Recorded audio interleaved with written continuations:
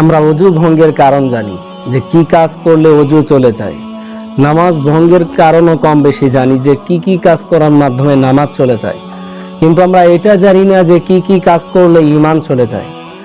যে কারণে অনেক সময় আমরা এমন এমন কাজ করি যে কাজগুলো করলে ঈমান নষ্ট হয়ে যায়, কিন্তু সেটা আমরা বুঝতে পারি না।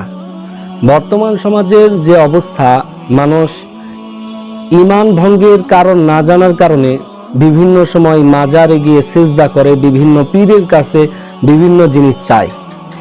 যে জিনিস দেওয়ার ক্ষমতা কেবলমাত্র আল্লাহ রাব্বুল আলামিনের, সেই জিনিস যদি কেউ কোনো মানুষের কাছে প্রার্থনা করে তাহলে সেটা শিরিক হয়ে যাবে।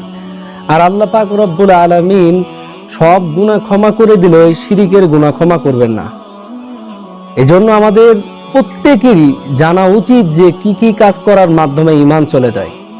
কারণ আপনারা দেখলেন যে মানুষ কিভাবে মাজারে যায় এবং সিজদা করে, মনে হয় কেমন যেন তারা এটাকে বৈধ মনে করতেছে।